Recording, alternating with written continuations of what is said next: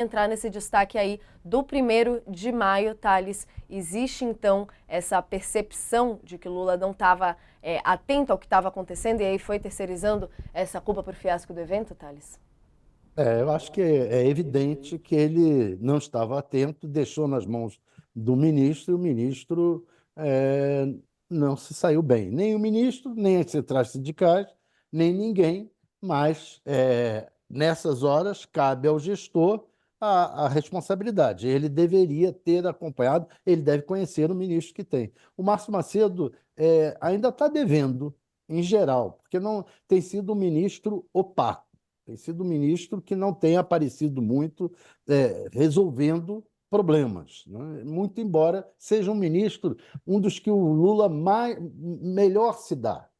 Então é estranho, é muito estranho a situação do Lula com parte de seu ministério. Toda reunião, o Lula tem uma reclamação a fazer do ministério, etc. E, no entanto, ele diz que não quer fazer uma reforma ministerial. Eu até entendo que ele não queira fazer a reforma ministerial agora, porque sofrerá muitos apupos do Centrão e do Congresso para colocar mais gente do Centrão, mais gente do Arthur Lira, mais gente do Rodrigo Pacheco, mais gente do Davi Alcolumbre. Quer dizer, ele está tentando resistir a isso, ver se ganha tempo para, no ano que vem, fazer. Mas não vai dar. Não vai dar porque o próprio Lula está reclamando de seus ministros. Toda reunião tem uma reclamação do Lula com os ministros. É a hora dele começar a pensar, vem cá, é esse o time? Esse time ganha o jogo?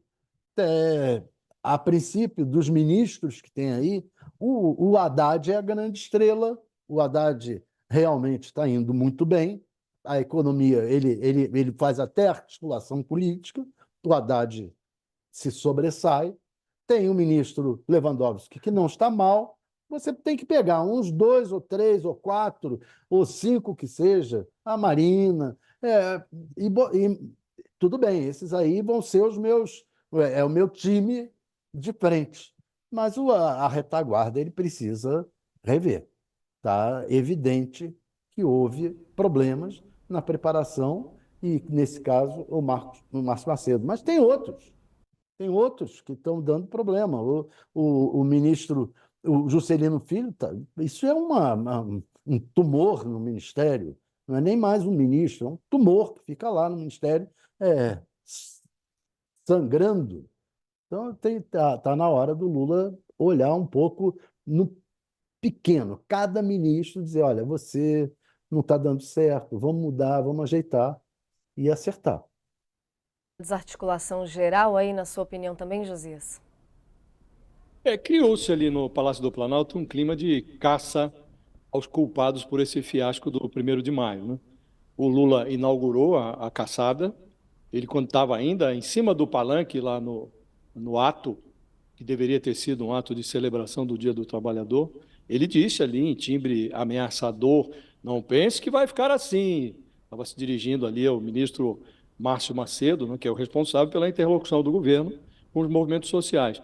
E no dia seguinte, foram à alça de mira o ministro Luiz Marinho, que não zelou para que as centrais sindicais providenciassem o público, Alexandre Padilha, que coordena, é o coordenador político do Palácio e não mobilizou adequadamente a bancada petista, os seus satélites, para levar mais gente para o ato.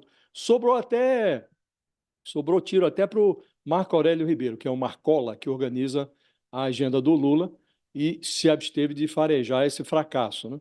Agora, se o nome do problema fosse Macedo, Marinho, Padilha ou Marcola, a solução era simples, seria simples. Bastariam alguns golpes de esferográfica e o envio das exonerações ao Diário Oficial. A questão é que o responsável por essa desconexão do Palácio do Planalto com a realidade, o responsável por isso é o dono da caneta. O mundo do trabalho foi virado do avesso, o imposto sindical acabou, a militância petista envelheceu, a direita se bolsonarizou, quase tudo mudou, exceto o Lula. Então foi feito um levantamento, o monitor do debate político, que é um grupo da USP, estimou que compareceram a esse ato do 1º de maio cerca de 1.635 pessoas. 1.635 pessoas. Veja o tamanho do fiasco, né? As cheias gaúchas ofereciam um álibi ao Lula. Ele poderia ter antecipado a sua viagem ao Rio Grande do Sul, mas ele preferiu encarar o fiasco. Ele mesmo disse lá no ato, quando se dirigiu ao ministro Márcio Macedo, que ele tinha avisado na véspera: isso foi mal preparado, foi mal convocado. Não, poderia ter se esquivado de comparecer. Essa caça aos culpados, ela poderia ser interrompida se o Lula concedesse uma audiência ao seu próprio espelho. O encontro com o espelho pode ser uma experiência cruel. A imagem refletida é de uma franqueza inescapável. Essa imagem revela, sem atenuantes, todas as ofensas do tempo: as rugas, os cabelos brancos, a calva, a flacidez política. Se a conversa do Lula com o espelho for franca, a imagem do presidente, refletida no espelho, dirá ao Lula que ele já não é o mesmo. A realidade mudou e ele precisa se ajustar a essa realidade. E demora a fazer isso. Era justamente nesse ponto, né, Thales, de que a realidade da história do Lula tem a ver ali com a capacidade de mobilização dele, tanto a situação dele como das centrais sindicais como um todo mudou. Ele nessa situação toda até brincou ali do, eu falo com 1.000, falo com 1.000.000, falo com essa senhorinha que está aqui na minha frente, mas a discussão aí é mais funda e se somou em outras situações que aconteceram nesse evento, né, que não só esvaziado, mas também trouxe dor de cabeça ali na situação em que ele pediu voto abertamente para o candidato Boulos aqui em São Paulo. Né? Então, existe essa necessidade aí dessa revisão de Lula, de que o cenário mudou, pegando bem esse ponto que é o marco dele, né, da história do Lula desde do começo da carreira política dele? Acho que uma coisa é uma coisa, outra coisa é outra coisa. O Lula, se você for ver do ponto de vista objetivo, o governo Lula está bem. A economia está bem, o desemprego caiu,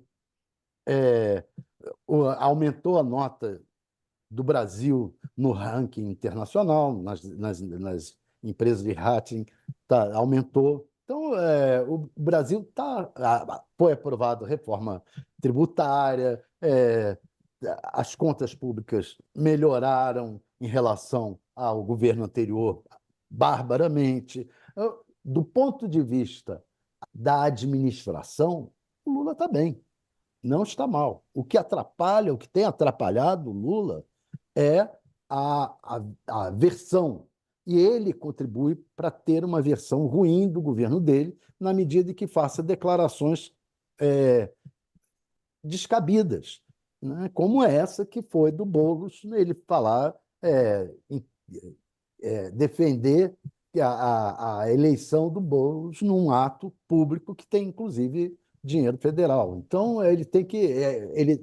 o Lula tem falado demais e falado erradamente. E contribui, com isso, acaba fazendo oposição ao seu próprio governo. Mesmo estando as coisas, do ponto de vista formal e objetivo, bem. A tendência agora ele vai ter que ver com seus ministros, aqueles que não estão funcionando, mexer nesses ministérios, mexer nessas... é quase um trabalho de artesão. Não dá para ficar com Juscelino Filho. Isso não dá para ficar. A questão do Congresso. Tá? O Padilha é um cara bom? Pode ser, mas ali no lugar ele não é. Temos com o presidente da Câmara. Tem que resolver esse problema. Então, resolver esses problemas pontuais, mas do ponto de vista... E esperar que a economia, então, vá ajudando e que ele pare a besteira nas situações em que for improvisar o discurso. Isso, eu acho que a tendência no médio prazo é boa. Lula, se não tivesse não se elegeria, nem seria um potencial candidato à reeleição como ele está sendo. Então, eu acho que ele entendeu que o mundo mudou, mas ele precisa ajustar as peças de seu governo a esse novo mundo. Tem um aspecto, viu,